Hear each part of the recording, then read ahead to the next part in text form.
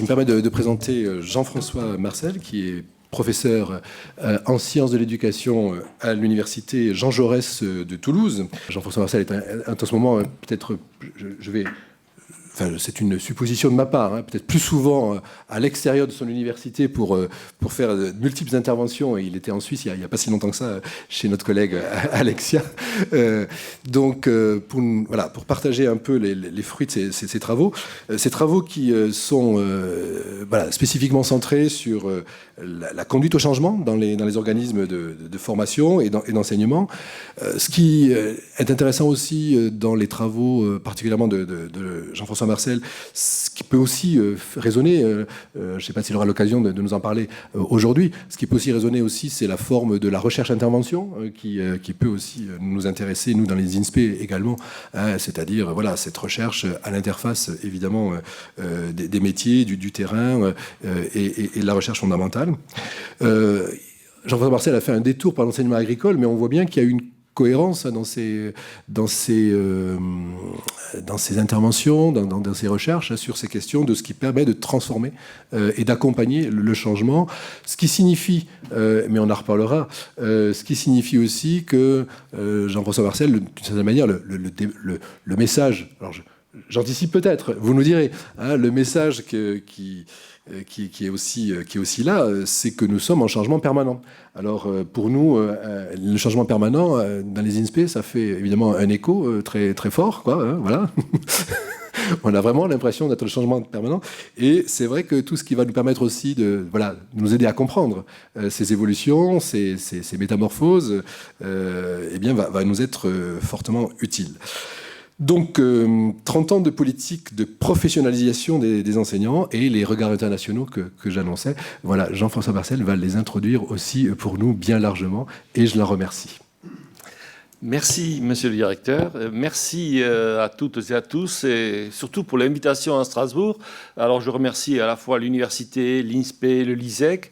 C'est un vrai plaisir d'être à Strasbourg, d'autant que j'ai été frustré avec le dernier colloque où j'ai participé à distance alors que j'ai présidé le conseil scientifique. C'était très frustrant. Donc, voilà, je suis très heureux d'être parmi vous et je suis très heureux de contribuer modestement, certes, à la réflexion qui accompagne ce projet pour la formation des enseignants.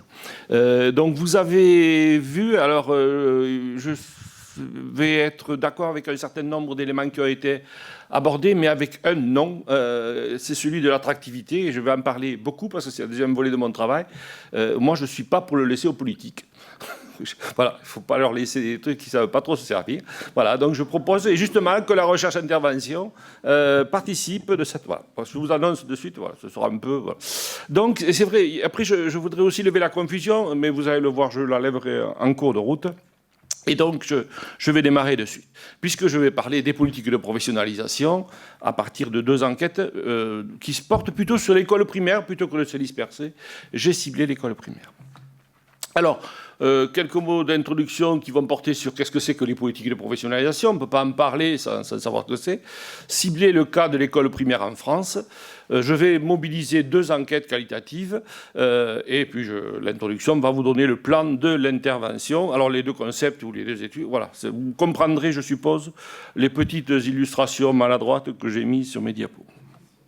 Alors, pour les caractéristiques, sachant de quoi on parle, même si tout le monde le sait, j'ai repris une caractérisation qu'avait fait Maurice Tardif en 2013, mais qui me paraît tout à fait d'actualité toujours. Qu'est-ce que c'est que les politiques de professionnalisation? Qu'est-ce qu'elles défendent?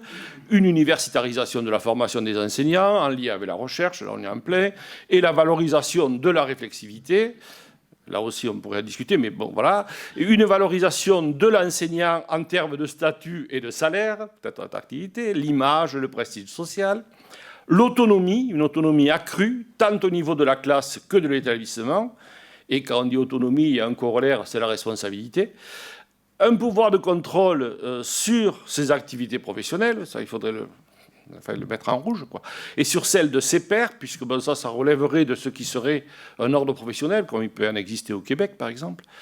Et puis un renforcement de l'éthique professionnelle en lien avec les élèves et leurs apprentissages. Voilà. Donc quand on parle de politique de professionnalisation, en gros, c'est ces 5 caractéristiques qui les caractérisent, comme toutes les caractéristiques.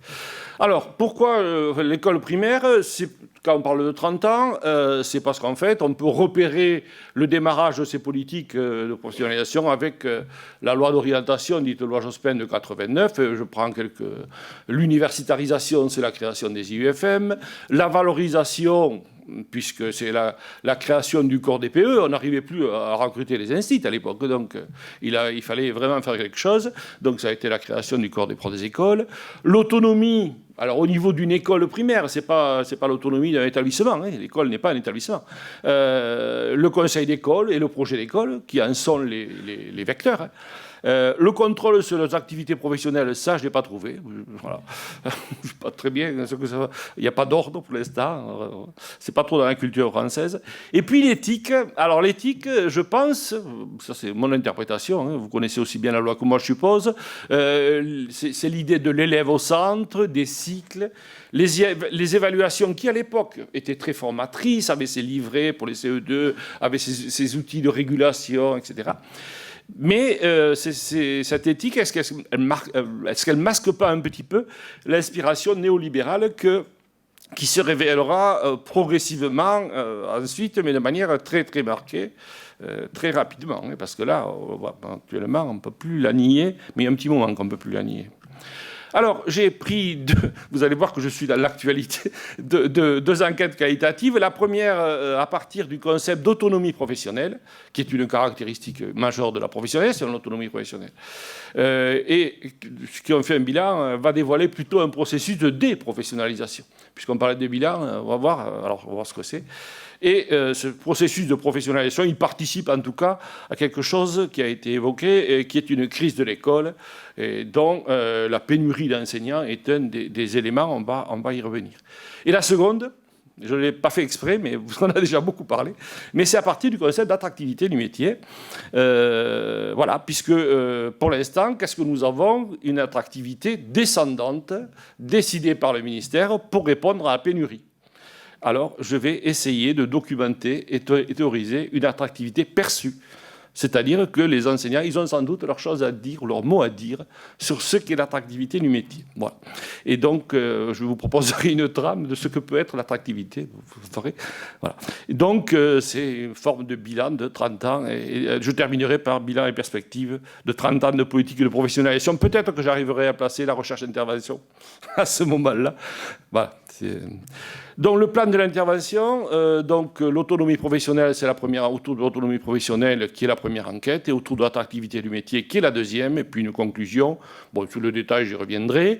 J'ai mis le premier ouvrage qui a servi, enfin qui est en lien avec la première enquête et qui a introduit la confusion sur le titre, parce que là c'était une approche internationale, et là moi je vais centrer sur l'école française, l'école primaire, et le deuxième qui n'est pas encore sorti, sur la pénurie d'enseignants, expérience, attractivité et marché du travail, qui doit être sous presse à Laval. Enfin, pas à Laval, à Québec, de l'Université de Laval à Québec. Voilà. Alors, le premier, autonomie professionnelle, bon, vous commencez à comprendre l'image, j'espère. Donc, quelques mots sur qu'est-ce que c'est que l'autonomie, et sur l'enquête, et puis comment elle fonctionne. Et après, les résultats de l'enquête, je vais faire vite, parce que je crois que c'est plutôt la deuxième qui va vous intéresser, parce que celle-là, vous êtes assez au courant. Bon, qu'est-ce que l'autonomie professionnelle? Bon, déjà, c'est un marqueur fort. Je me suis appuyé sur le travail de Florent Champy en particulier, qui est de Toulousain, un sociologue toulousain. Bon, déjà, sur le fait que la question de l'autonomie est un des marqueurs forts des politiques de professionnalisation, on l'a vu. Et il l'a défini à partir de 3 composantes, cette autonomie professionnelle. L'autonomie de décision, c'est au groupe professionnel de décider comment faire le travail, en fait, hein, et surtout de quelle manière. Voilà. L'autonomie d'interprétation et de réflexion, c'est à eux de choisir, enfin, c'est le professionnel qui va choisir les connaissances qu'il va mobiliser, les ressources, les démarches de lecture, par exemple, dans le travail quotidien en situation. Et l'autonomie éthique, ça c'est en lien avec les valeurs portées par le corps professionnel, avec l'idéologie partagée par le groupe professionnel, et les arbitrages éthiques. Et donc je vais documenter un petit peu cette autonomie professionnelle avec deux volets de l'enquête, l'institution d'appartenance et l'organisation du travail.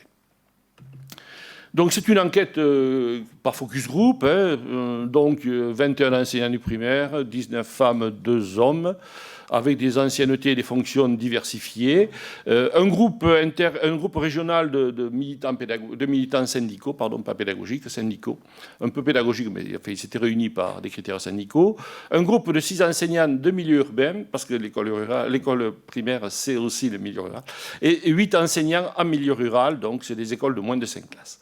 Donc c'est des focus group qui ont duré, retranscrits, et je les ai envisagés comme un discours collectif et une analyse thématique de contenu. Pour analyser tout ça, voilà, vous me faites confiance, je pose cette question-là. La trame des focus, si vous voulez, je vous expliquerai, mais je pense que ça... Après 30 ans de professionnalisation, où en sommes-nous par rapport à votre travail d'enseignant? Qu'est-ce qui a changé en termes d'autonomie au niveau de l'école, au niveau de la classe? Et quelques domaines dans lesquels ces évolutions auraient pu être repérables. L'accueil, l'apprentissage des élèves, les conditions de travail, la reconnaissance sociale du métier, la structuration du corps professionnel, le fonctionnement et l'image de l'école publique en particulier.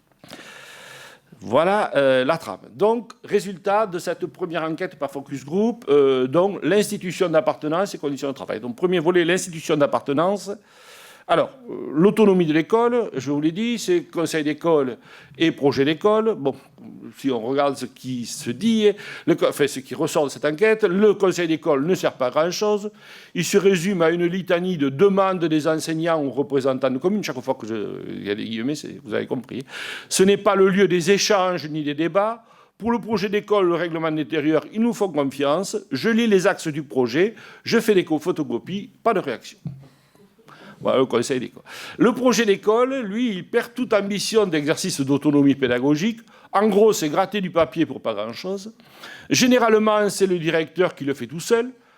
Et il sert surtout de stratégie. On prend des axes suffisamment larges pour y faire entrer nos projets de classe. Comme ça, nous sommes couverts. On essaie de les faire entrer de force dans les cases avec de jolis termes. On est dans la com, beaucoup.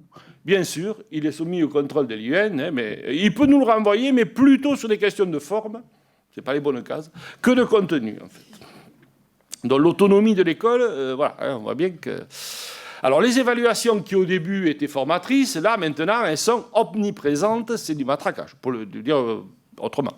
Contraignantes, très stressantes, les consignes sont hyper strictes et difficiles pour les élèves, avec un chronomètre en plus. Elles sont chronophages, 2 semaines, autant de retard sur le programme, et les corrections, n'en parlons pas. Et le temps pour les parents, alors un temps fou, ils sont venus, mais pas tellement pour les résultats des évaluations, ils ont beaucoup de mal à les comprendre, les pourcentages, les tableaux, ils sont perdus. Donc ils viennent pour discuter, mais pas pour... donc elles sont perçues comme une condamnation injuste, un certain nombre de procès qu'il fait. Ça me fait râler, j'ai vu les résultats, je le savais. L'observation quotidienne est beaucoup plus utile pour ça, donc. Et elle relève, pour les enseignants, d'une volonté politique mal placée de contrôle des performances, c'est-à-dire qu'on met plutôt l'argent sur l'impression délivrée que sur l'augmentation salariale. Bon. Alors les IEN, alors là, voilà, dociles et frileux, voilà. Je ne sais pas s'il y en a parmi vous, mais voilà. Mais vous... lourdeur des procédures administratives, obtenir des autorisations pour un spectacle, pour une sortie, ça devient de plus en plus difficile. Manipulation du temps de travail. Alors, manipulation, c'est moi qui l'ai mis, mais bon, ils ont inventé les activités pédagogiques complémentaires, ça leur a donné de la souplesse, comme ça, ils mettent tout dedans, quoi. Voilà, dès qu'il y a quelque chose à faire, on dit, mais c'est activité, donc c'est déjà là, donc ne demandez pas du temps, c'est compris dans les activités pédagogiques complémentaires. Aucun appui financier, rhétorique des moyens constants, j'ai trouvé ça joli pour l'école. Il ne sait que répondre que nous devons gérer avec des ressources locales. Absence d'un pilotage clair et cohérent. On vous balance des tas de trucs sur Internet et on vous dit « Vous ne le faites pas, ça ?» Aujourd'hui, je ne sais même plus où il faut regarder. Absence de soutien, sentiment de désertion, pas de vagues, des phrases vides. Surtout ne pas heurter. Tant qu'on ne fait pas de vagues, tout va bien. L'IUN, il ouvre le parapluie. Si tu as un problème, tu le gères. Alors, ils ont même un sentiment de trahison. En cas de souci, ils reçoivent les parents avant les enseignants beaucoup plus vite et beaucoup plus facilement. j'ai pas, le directeur d'école, vous connaissez, c'est le fusil idéal. Il a un boulot monstrueux et chaque année, il se noie dans la paperasse. Il est en permanence sous pression de la hiérarchie qui fonctionne sur le monde de la sanction, pas de l'accompagnement, ça quand même c'est relativement nouveau. Il est victime d'un management très descendant. Il reçoit beaucoup d'enquêtes à renseigner, mais jamais aucun retour. En cas de retard, il est harcelé. Nombreuses relances, des chiffres, d'autant qu'on te fait comprendre qu'il vaut mieux les rendre quand même. Voilà. Et puis, il ne reste pas directeur trop longtemps, les postes ne sont plus demandés, mais ça, vous le savez. Alors, je n'ai pas résisté à vous mettre une image que j'ai trouvée sur Internet. Voilà, c'est un clin d'œil. Voilà, vous avez le ministre, le maire, avec les parapluies, leurs habits bien, hein, et la directrice de l'école qui prend l'eau avec son habit rouge et ses tennis. Voilà. C'est une photo, hein, je l'ai trouvée par hasard, je l'ai mise là. Voilà.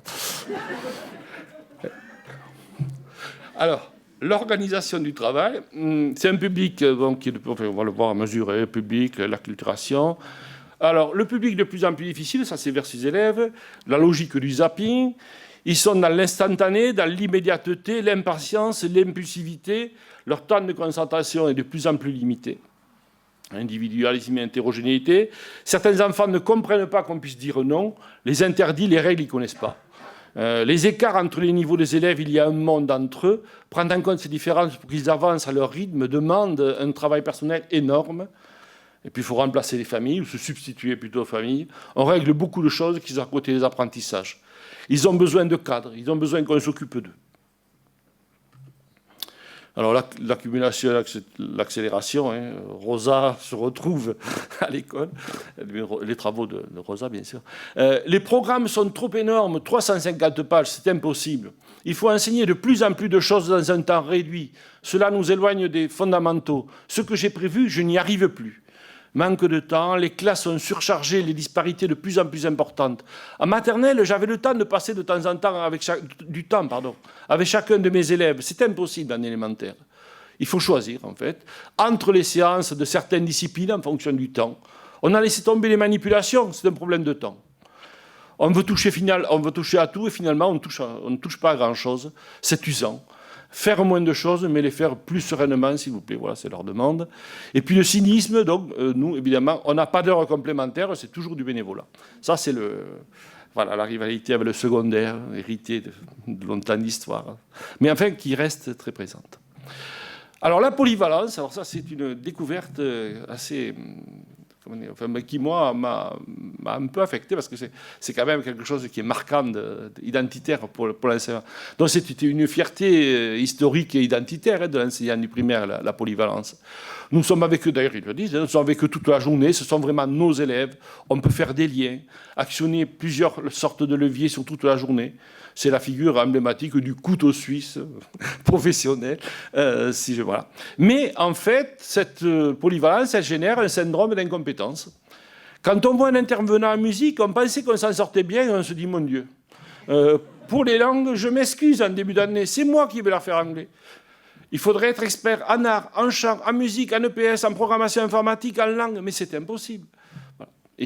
Et en plus, ils ont du mal à assumer cette difficulté. Oser dire « je ne sais pas faire », c'est difficile aux parents, c'est difficile à l'institution. En plus, nous sommes complètement isolés. Donc la polyvalence, c'est une vraie question.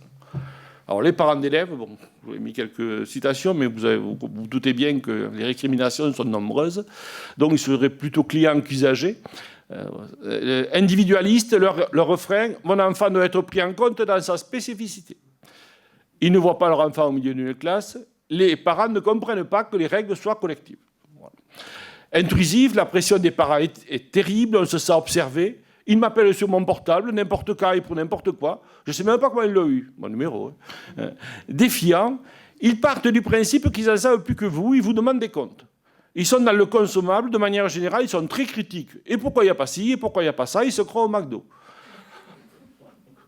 On retrouve le regard des parents dans le regard des enfants, et ça, c'est dur. Ingrat, il réussit, il est intelligent, il n'est pas intéressé, c'est toi qui ne l'intéresse pas, il n'apprend pas, c'est toi qui ne sais pas lui apprendre. Stratégie de défense, du coup, c'est assez logique. À la moindre erreur, paf, on nous tombe dessus. nous passons beaucoup de temps à ouvrir des parapluies, au sens figuré, là, c'est pas rien à voir avec l'image. On va se prémunir en permanence contre une potentielle agression sur les contenus enseignés, sur les activités pour la sécurité, la religion, la moindre difficulté qui avant pouvait se régler facilement. Là, on entre dans un engrenage fou.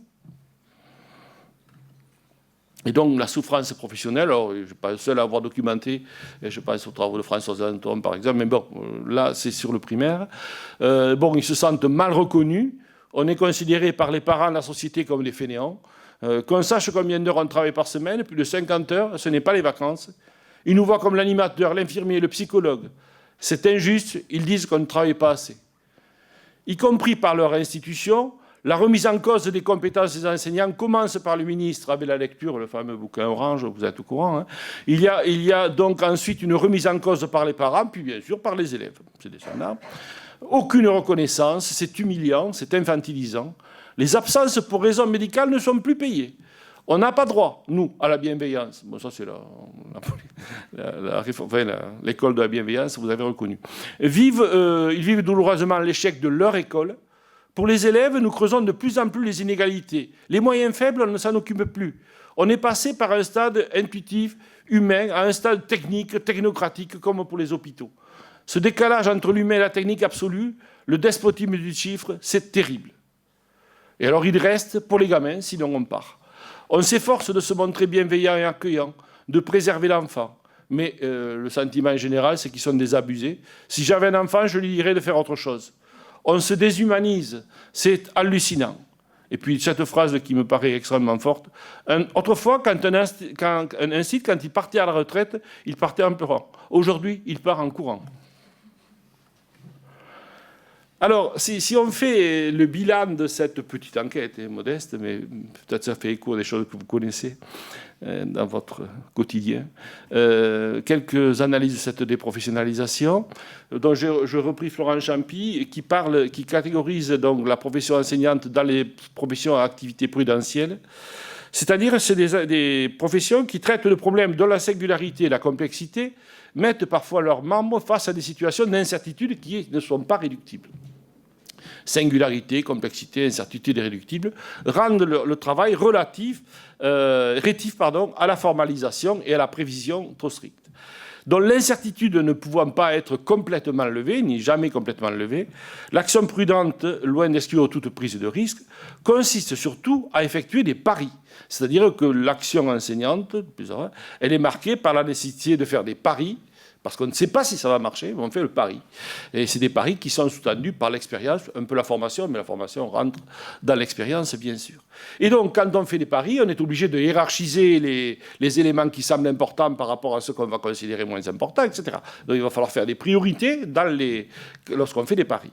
Et c'est ce qui renvoie à la sagesse pratique, la prudence, que les Grecs appelaient la phronésis. Donc, par rapport à ça, si on relit ce qu'on vient de voir, on a vu que la professionnalisation, c'était un processus de conquête de l'autonomie, entre autres. Donc, dans le cas de ces professions-là, l'autonomie professionnelle, elle n'est jamais vraiment établie et reconnue. Il faut qu'elle soit renforcée par ces professionnels pour légitimer leur pari, puisqu'ils ne fonctionnent pas pareil. Et normalement, c'est ce qui leur permet d'obtenir les protections lorsqu'ils parviennent à convaincre, qui sont utiles socialement, voire politiquement. Et donc, il y a 4 dangers qui pèsent sur cette autonomie professionnelle.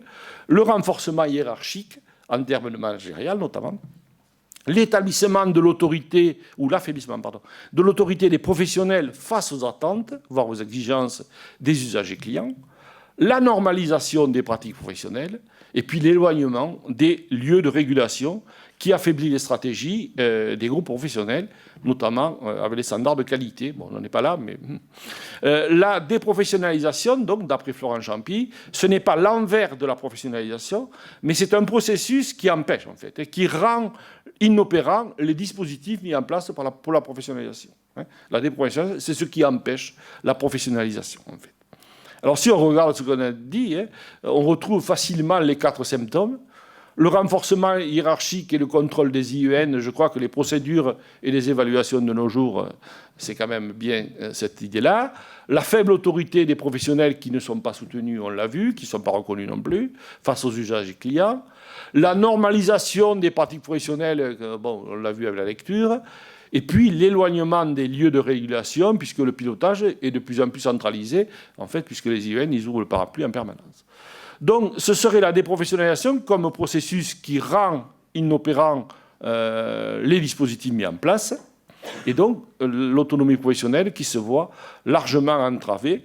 Alors, il y avait Abaléa qui disait aussi, on parle de professionnalisation quand un groupe professionnel s'affranchit ou s'autonomise par rapport à l'institution qui le contrôle, et inversement, de déprofessionnalisation ou d'institutionnalisation quand l'institution accroît son emprise sur les acteurs. On voit bien qu'il y a des convergences très fortes entre les deux. Alors, le bilan de cette première enquête, enfin, c'est de faire le lien avec une crise de l'école qui a été évoquée par plusieurs indicateurs que j'ai repris, ce n'est pas exhaustif. Hein. Bon, on a vu que corollaire, enfin, on a vu cette déprofessionnalisation, mais d'autres indicateurs de la crise de l'école, j'en ai pris quelques-uns. Hein. 2005, une baisse des candidatures qui commence à apparaître en 2005 hein, au concours de profs des écoles, qui n'a été instauré qu'en 90 quand même, ça fait pas long, hein, 90 à 2005. 2010, on a repéré les premiers des phénomènes de démission, ça a été évoqué tout à l'heure aussi, mais ça va s'amplifiant. Et alors évidemment, là c'est le blackout, le ministère refuse de communiquer pour avoir des chiffres. C'est très compliqué. Il y a eu quelques travaux, mais c'est compliqué. Bon, 2021-2022, les enquêtes post-Covid, il y en a eu beaucoup qui sont alarmantes, des enseignants en perte de sens, un rapport au métier assez sinistré. Et puis, mai 2022, la fameuse, enfin, une grave crise encore plus importante du recrutement, la pénurie d'enseignants éclate en pleine actualité. Alors, je suis tombé sur le rapport de l'UNESCO. Il n'y a pas qu'en France, hein, bien sûr. Au Québec, c'est déjà connu depuis longtemps. Mais là, bon, c'est quand même assez mondialisé. Mais bon, là, on parle de la France, de l'école publique française primaire. Et du coup, voilà, la deuxième partie. Voilà, c'était le teasing pour arriver à... Puisqu'il y a un problème, il y a une crise, voilà, l'attractivité. Donc, voilà, je vais développer. Donc, vous avez compris, l'attractivité, bon, ça c'est le dessin pour l'attractivité. Il vaut ce qu'il vaut. C'était pour, voilà, entre l'autonomie professionnelle. Alors, pénurie et attractivité, il y a une rhétorique de la pénurie. Alors, je suis tombé sur un article de Xavier Pons, dont le titre c'est « Le discours sur la pénurie des enseignants permet d'engendrer une flexibilité accrue du système ». C'est vrai qu'en nommant le fait qu'il manque des enseignants pénurie, voilà, comme ça, mais il y a la pénurie, donc on va recruter en 4 jours, on va faire des... Voilà, c'est pas notre faute, il y a la pénurie, on n'y peut rien, enfin, on n'y peut rien. Voilà. Et le pire, hein, c'est que le mot pénurie, ça inverse un peu les responsabilités, parce que du coup... Mais c'est ces enseignants qui ne veulent pas venir. Mais qu'est-ce que c'est l'histoire? Quand on parle de pénurie, la faute, elle n'est pas forcément aux employeurs, elle est à ceux qui ne veulent pas être employés. On a le même truc sur le chômage. Enfin, bon. Voilà.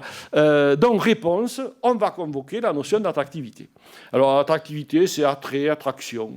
Alors, on l'a retrouvé, ça a été dit aussi, et c'est une propagation très récente dans de nombreux secteurs professionnels. Et ça devient un enjeu important en termes d'image, de réputation. Et parfois, c'est même synonyme de compétitivité. Voilà, donc, on est bien dans la logique néolibérale, là aussi. C'est une notion qui est assez peu travaillée par la recherche. Il y a eu un rapport en 2016 en France qui a été commandité par le ministère. Mais ce rapport reste sur une approche extrinsèque. Et c'est là, hein, c'est-à-dire venant de l'extérieur, venant voilà. Et ça relève uniquement des décideurs pour ce rapport. Hein, voilà. Donc les enseignants, ils ne sont pas concernés par leur avancement, en tout cas là. Mais on va voir qu'on peut le faire autrement. Et donc, par rapport à cette attractivité qui m'a questionné, le constat, on lit, pénurie et volonté de politique de renforcer l'attractivité du métier.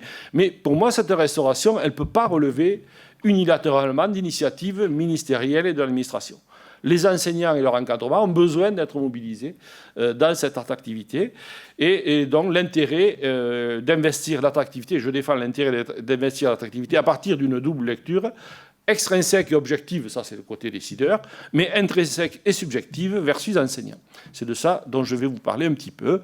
L'objectif de cette recherche, donc, je vais vous présenter, c'est de documenter empiriquement l'attractivité perçue par les enseignants du primaire, et une lecture qui a été largement escamotée, on ne leur a jamais demandé à eux ce qu'il en était. Et ça participe un peu à cette culpabilisation des enseignants voilà, qui ne veulent pas devenir enseignants, en fait. Alors, j'ai mis en place un dispositif un peu différent, épistolaire, donc par lettre. Et j'ai demandé, je vais appeler ça lettre à l'instit que j'allais devenir, avec 4 volets. Le métier idéalisé, c'est-à-dire le métier d'instit tel que vous l'imaginiez avant de démarrer votre carrière, et les éléments qui font que vous avez choisi ce métier. Et une fois que vous l'avez choisi, le métier vécu. Les éléments positifs du métier qui ont été confirmés, et d'autres éléments qui auraient pu émerger, et le métier vécu, mais ce qui a été infirmé, c'est-à-dire les arguments du métier que vous pensiez positifs au départ, mais qui finalement ont été infirmés, donc, voire d'autres éléments négatifs qui auraient émergé. Bon, la 4e, je vous en ferai grâce, je ne vais pas en parler là. Bon, j'ai 25 lettres qui pouvaient être traitées, enfin qui étaient très développées d'ailleurs, plutôt des femmes, 84%, plutôt expérimentées, milieu de carrière 50, fin de carrière 18, et des retraités 22, parce qu'évidemment, je demandais à ce qu'il y ait du recul sur la carrière, et donc l'ensemble des lettres, voilà, une analyse thématique de contenu, et voilà. Donc, le métier idéalisé, d'abord, et après on verra le métier vécu. Donc, pourquoi ils sont devenus enseignants? 4 dimensions. Alors, ils sont devenus enseignants. Voilà. Le choix, alors là, ce n'est pas le même niveau de langue, puisque là, c'est écrit. Vous avez compris que tout à l'heure, c'était des focus group. Là, c'est des. Voilà. Alors, ils l'ont choisi par facilité, par confort et un peu par paresse. J'ai songé à enseigner par défaut d'envie, mais surtout par confort.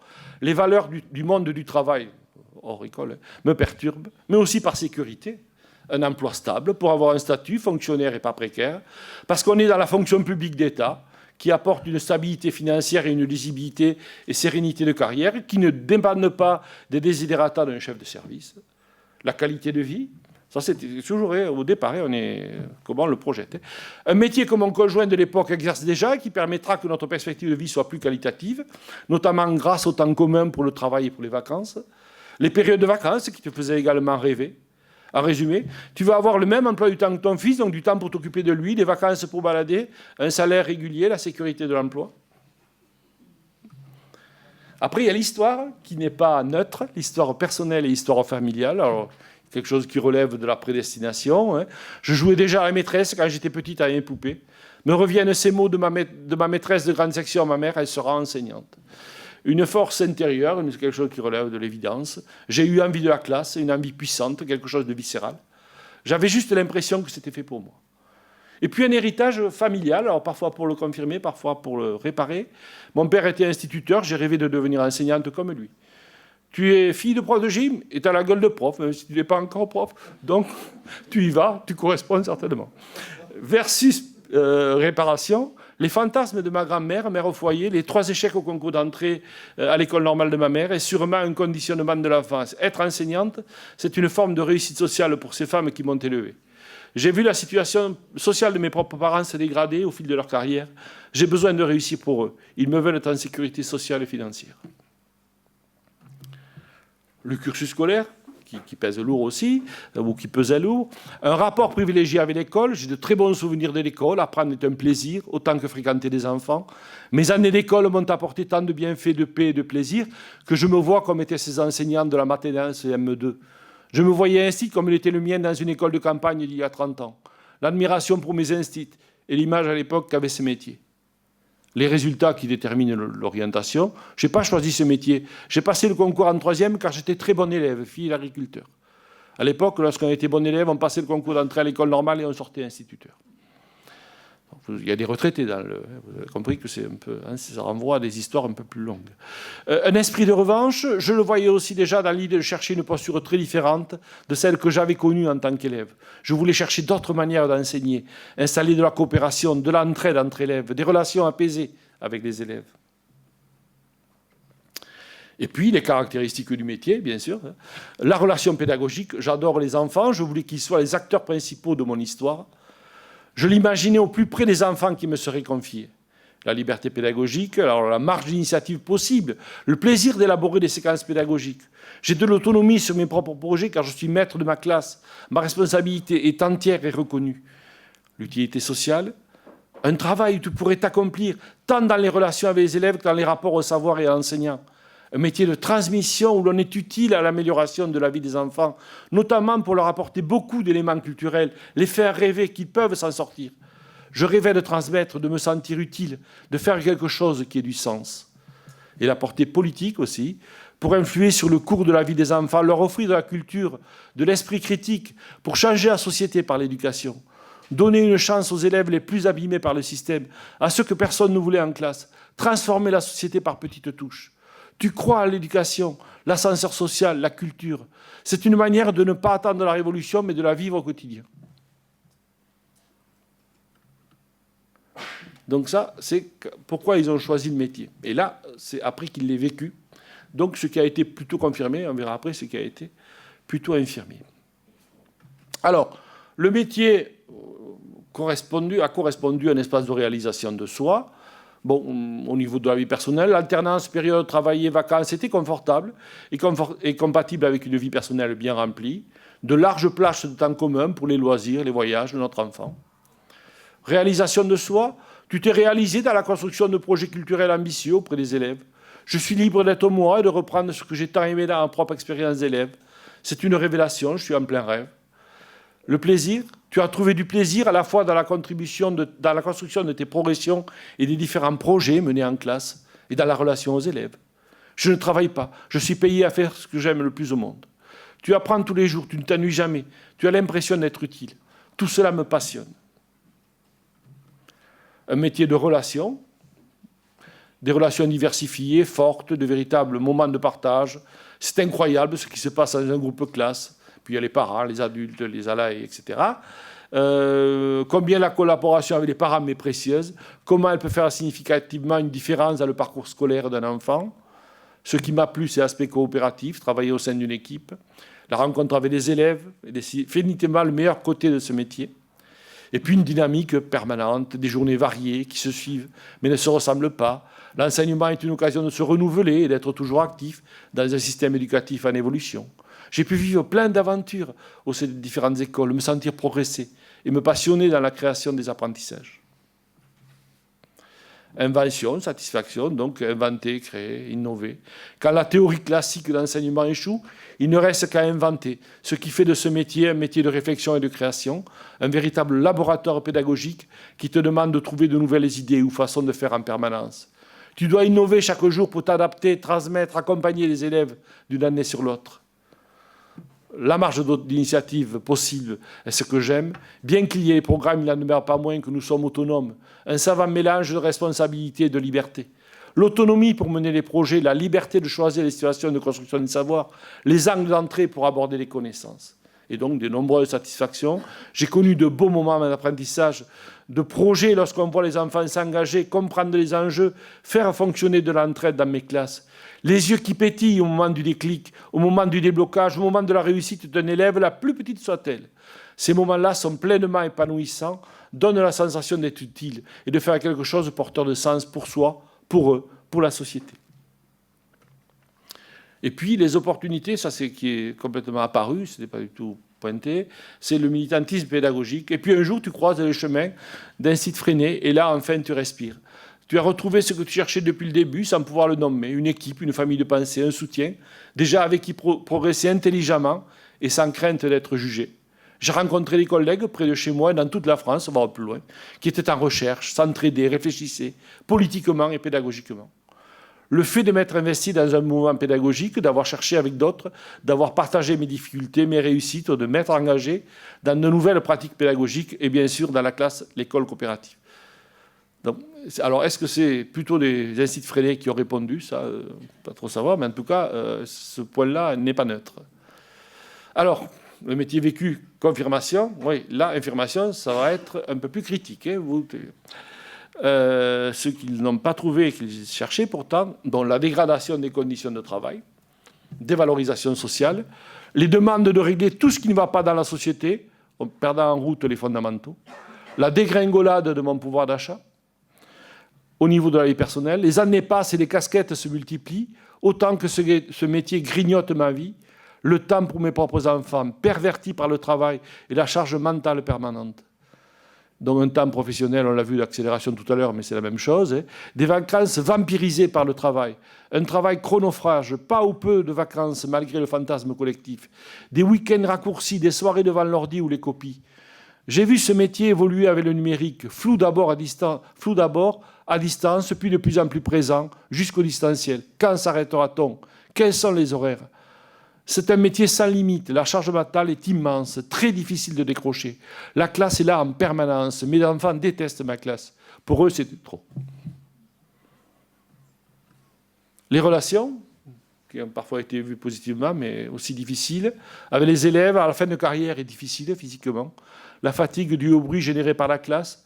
Les enfants m'épuisaient. Les élèves sont plus brillants et plus agités qu'il y a quelques années. Les conflits entre élèves sont devenus impossibles à gérer. Avec les collègues, je m'attendais à devoir faire allier avec les parents sur le principe de la méthode et du positionnement pédagogique. Eh bien, c'est du côté de mes collègues que le problème va émerger, fortement. Les collègues travaillent peu en équipe, voire pas du tout. Certains vont même jusqu'à dire du mal de toi. Finalement, beaucoup de concurrence au lieu de la coopération attendue. Avec les parents d'élèves, la non-implication de certains parents, des parents qui s'immiscent dans l'école et qui croient tout savoir. Ils sont parfois difficiles, voire agressifs. Je croyais au principe de coéducation. Ça, c'est aussi une portée de la loi de 89. J'ai déchanté avec de plus en plus de parents inquisiteurs, irrespectueux, remettant en question notre statut d'enseignant. L'institution défaillante, on l'a déjà vu, mais bon. La lente disparition de l'autorité du maître, la nécessité de se justifier pour la moindre punition, parfois avec des incohérences, parfois avec des contraintes administratives, des pressions, de l'infantilisation, c'est décourageant. De nouvelles pédagogies farfelues qui sont loin d'avoir fait leurs preuves. Un travail administratif inutile et pourtant de plus en plus conséquent.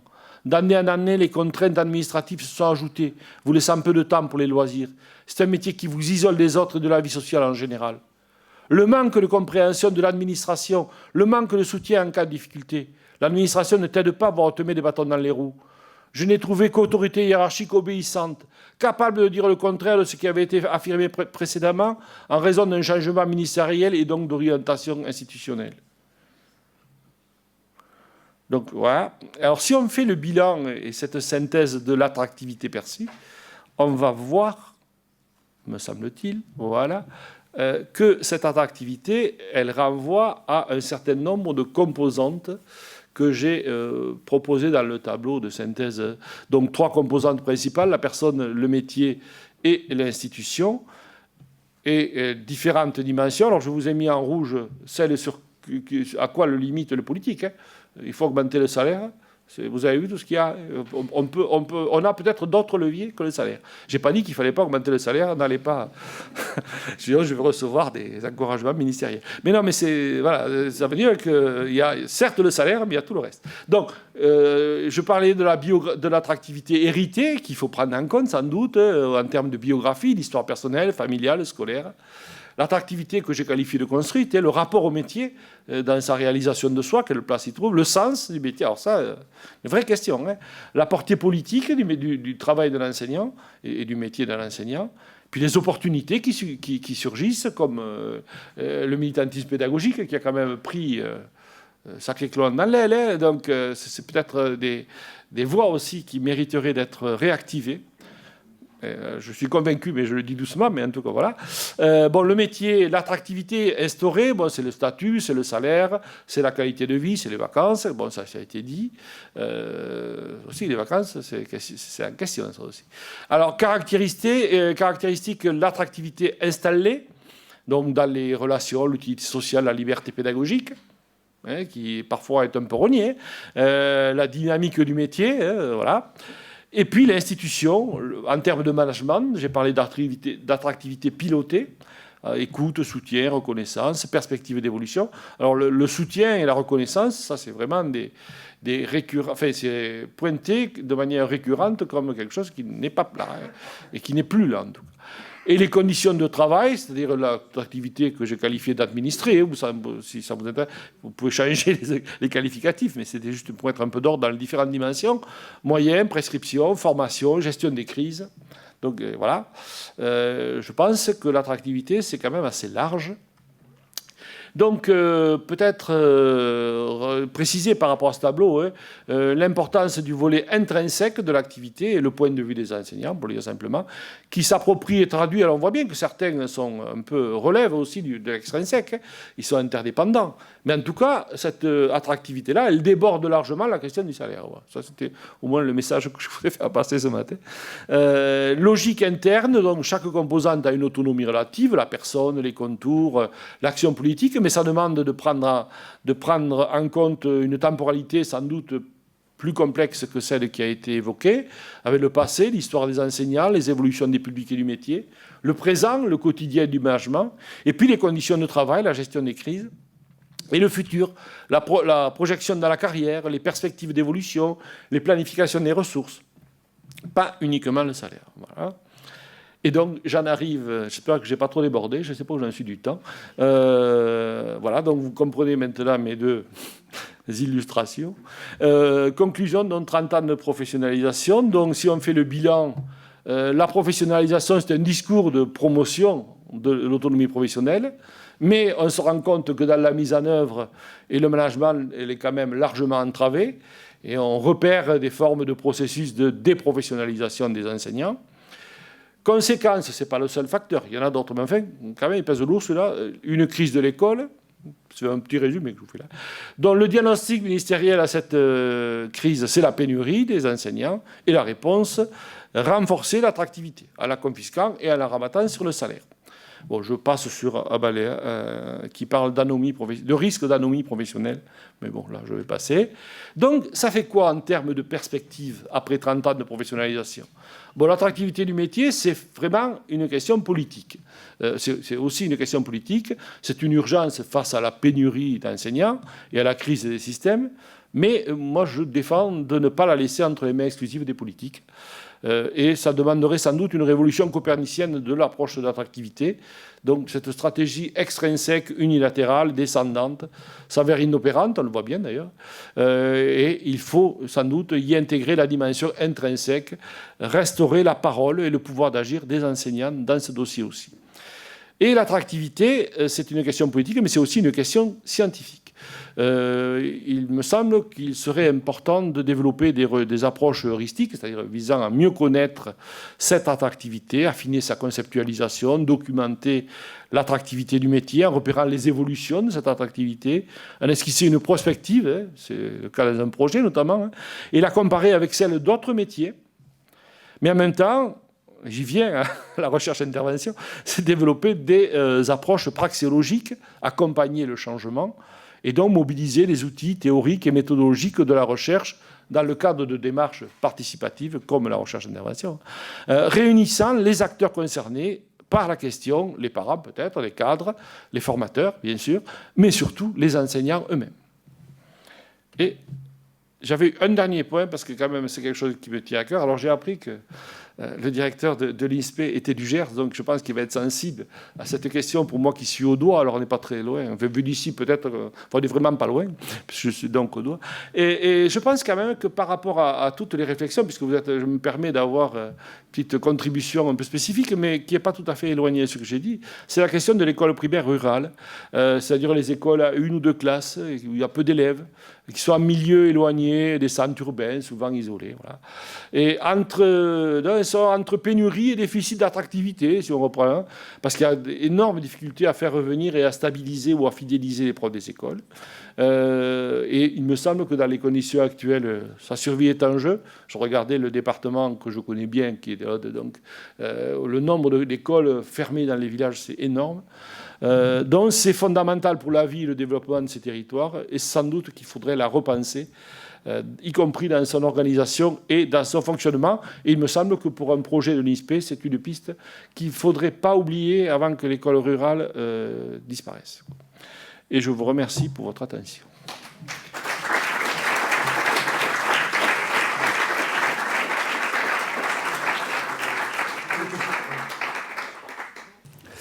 Bien, un vrai merci, cher Jean-François Marcel, un vrai merci pour voilà, cette première conférence d'ouverture et qui, voilà, tout le monde l'aura compris, effectivement, est tout à fait dans notre sujet. Et merci aussi d'avoir parfaitement respecté le temps d'intervention. Il nous reste donc, du coup, nous avons une quinzaine de minutes pour les échanges. Et sans plus tarder, on va faire circuler le micro si vous souhaitez. Enfin, j'espère que des questions ne vont pas tarder à arriver. Maintenant que pendant que notre conférencier se désaltère, vous pouvez formuler votre question. Qui souhaite prendre la parole? Voilà, Pascal Marquet. Merci Jean-François pour cet exposé et on va dire voilà, le développement que tu as proposé de ces deux concepts. Je voudrais peut-être avoir ton avis sur ce qu'on observe aujourd'hui à une échelle un petit peu plus large que celle de la France, à une échelle européenne où, pour ceux qui suivent les grands appels à projets qui sont actuellement offerts, je pense aux Teacher Academies, avec deux exercices qui ont déjà eu lieu, celui de l'année dernière et celui de cette année. Et la tendance qui s'observe dans la lecture à la fois des projets soumis et des projets qui sont financés, c'est effectivement la lutte contre le drop-out, c'est-à-dire l'abandon du métier. Et puis, donc ça c'est un premier aspect. Et cette lutte est organisée en essayant justement de relier le plus possible la formation initiale et la formation continue, donc ce qui est une autre entrée que les recherches participatives que tu proposes.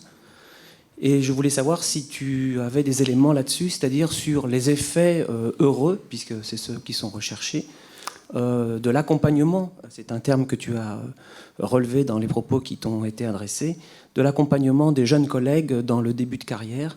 Et voilà, je voulais savoir ce que tu pensais de cette idée qui est une idée politique, en fait, qui est vraiment mise en valeur par les politiques européennes, de relier le plus possible la formation initiale, la formation continue, qui c'est évidemment quelque chose que nous faisons ici, avec des institutions dont on a donné le nom tout à l'heure en introduction. Voilà donc, en écho avec cette démarche participative, qu'est-ce que tu penses aussi de ce rouleau compresseur finalement dans lequel on se trouve? Oui, merci Pascal. Alors, ce que je pourrais dire, c'est vrai que les deux enquêtes que je présente là, elles ont plutôt tendance à mettre l'accent sur des enseignants de carrière, enfin avancer dans la carrière, voire de fin de carrière, voire retraité. Et c'est vrai que dans ces enquêtes-là, la formation est très peu apparue. Pour pas dire pas du tout.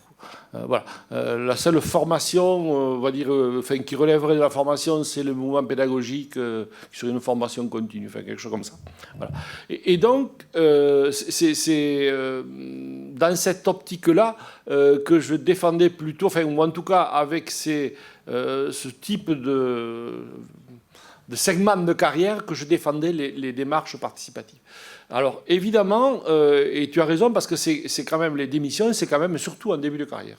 Enfin, les quelques chiffres dont on dispose, je suppose que vous avez les mêmes, c'est quand même là que ça se passe quand on commence à se trouver confronté. Et là, je pense que, c'est une conviction, je n'ai pas fait de travaux à ce propos, mais que la formation a un rôle. Alors, avant, il y avait ce qu'on appelle la formation continuée, c'est-à-dire un accompagnement de la prise de l'entrée dans le métier, pour le dire autrement, un accompagnement de l'entrée par le métier, mais qui demande des modalités de travail et d'accompagnement sans doute différentes, et qui pourrait d'ailleurs retrouver des formes de recherche participative, aussi avec on a quelques travaux qui portent sur, là c'est plutôt sur des CPE, mais bon, en tout cas où des travaux ont été faits pour que justement accompagner, y compris les tuteurs dans les établissements qui reçoivent, les conseils pédagogiques qui reçoivent les enseignants pendant la formation, mais qui les accompagnent aussi en début de carrière.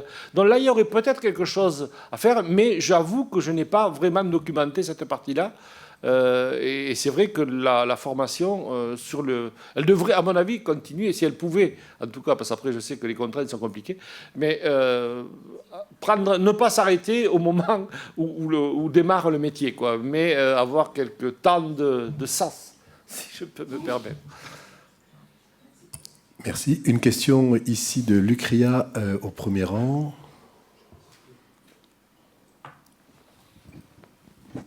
Merci, je vais essayer de faire court pour ne pas prendre trop de temps sur cette... Mais en tout cas, merci Jean-François par rapport à cette perspective. Je me demande si... Enfin, j'ai aussi fait des recherches sur l'évolution de la forme scolaire et la façon dont la crise a quand même impacté très nettement. Et je me demande, enfin, en tout cas c'est une des hypothèses qu'on essaye de tenir, que cette crise identitaire profonde, elle est récurrente depuis un certain temps et qu'il y a eu quand même une sorte d'effet amplificateur par rapport à ces 2 années qui ont maltraité le métier et les personnes avec des savoir-faire et des compétences qui ont été totalement remises en cause. Et puis, alors c'est vrai que pour moi, il n'y a pas que le début de carrière, parce qu'il y a quand même beaucoup de collègues qui, au milieu du guet, sont prêts à changer de métier. Je pense qu'il faut le voir aussi dans un point de vue sociétal par rapport à d'autres. Oui. On n'est plus dans un monde de l'éducation et de la connaissance, mais plutôt du merchandising, etc. Enfin bon, je passe vite. Et il y a quand même aussi cette volonté chez les collègues d'être peut-être plus dans une cyclicité professionnelle. Nous sommes tous des collègues, enfin, parmi nous, on a fait déjà 2 ou 3 métiers d'ici là. Je pense que nos nouvelles générations sont quand même beaucoup plus dans ces cycles courts. Il faut peut-être l'accepter. Et puis, je finis simplement ce témoignage par rapport aussi aux chefs d'établissement, aux inspecteurs dont tu as un peu parlé tout à l'heure. Eux aussi sont en profond doute par rapport à leur métier. Je fais la formation des chefs d'établissement et des inspecteurs. Ce doute identitaire entre l'évaluation et l'accompagnement, ils sont en plein dedans.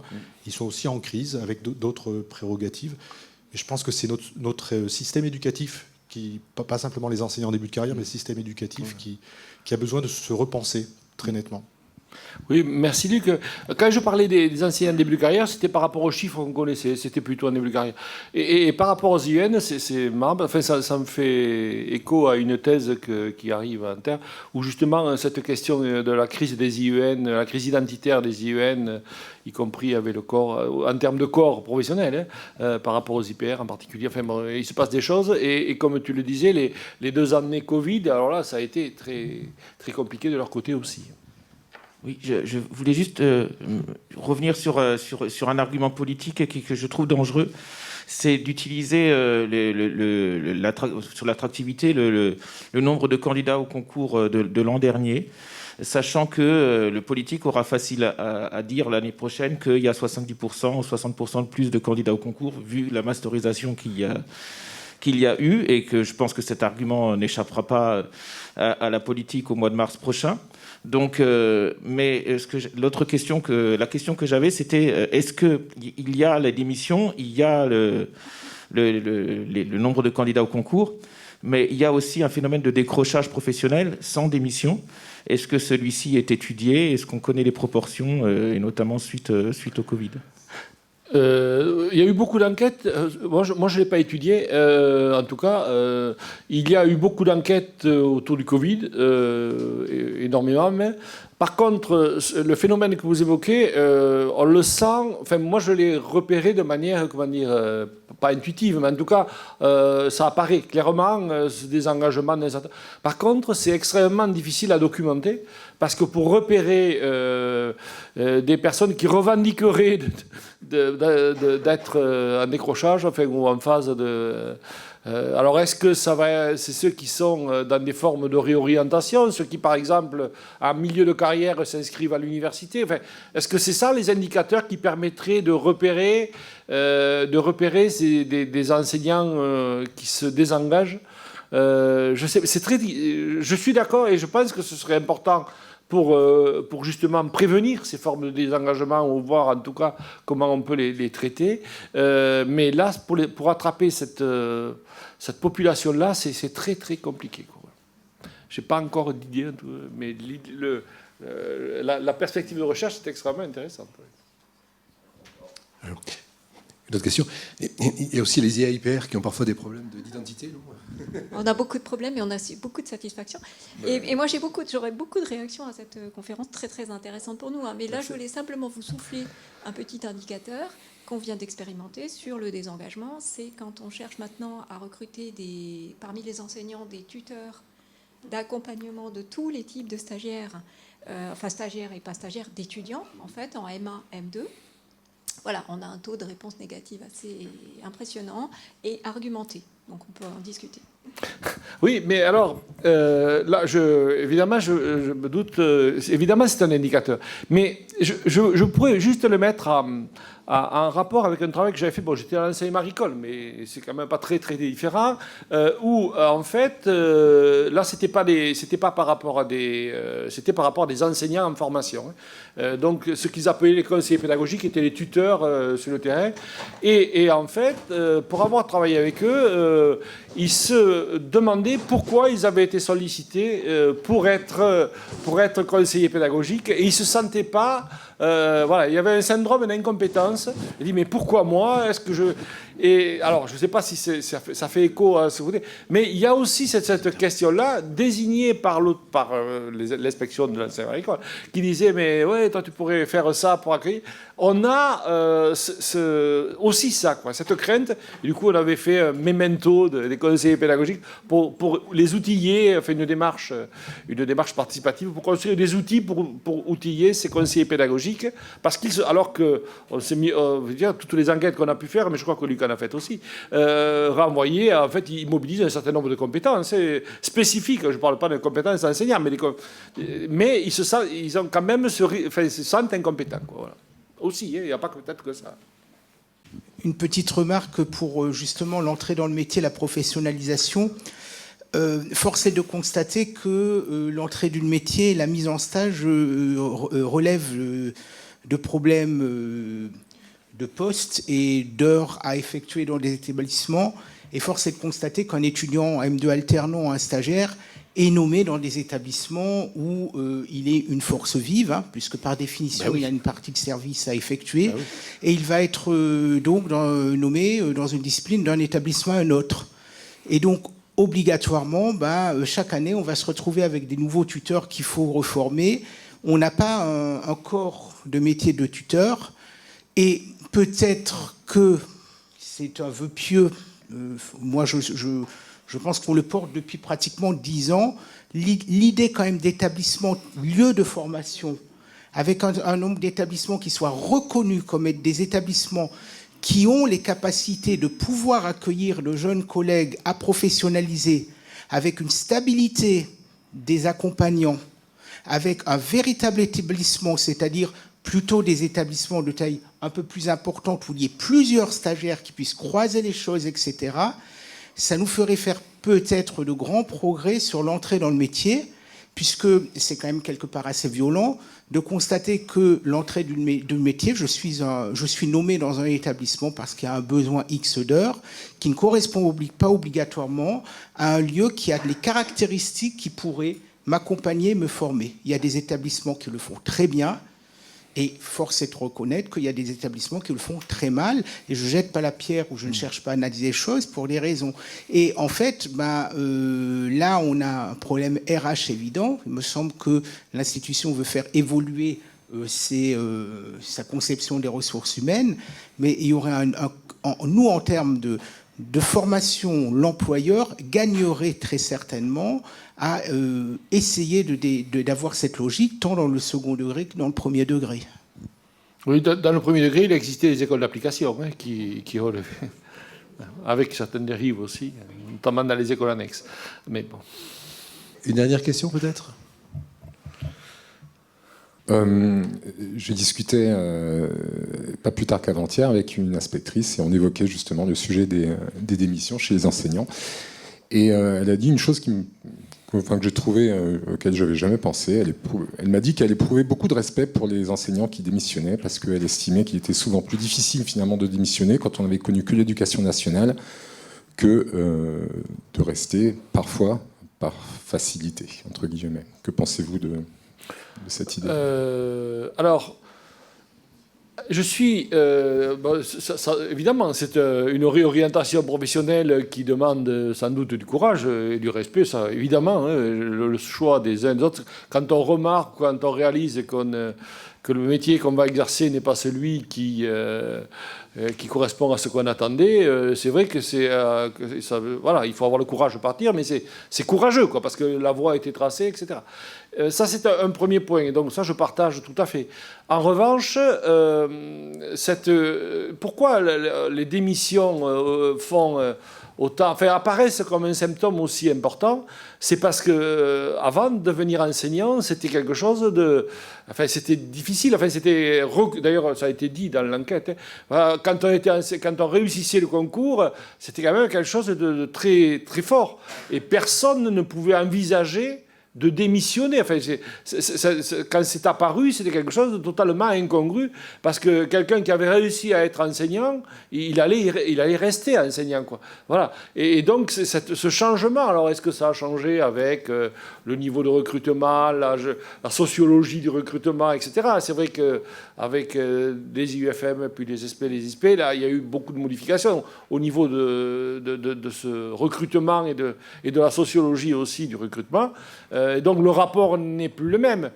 Il n'empêche que la question du respect et du courage, c'est quand même quelque chose. Parce que dans un monde professionnel où c'est quand même pas simple d'être sûr de pouvoir s'insérer, vouloir quitter un métier dans lequel on est sûr de pouvoir exercer, en tout cas, voilà, c'est évidemment une décision lourde, quoi. Bien. Merci encore. Jean-François Marcel, merci beaucoup.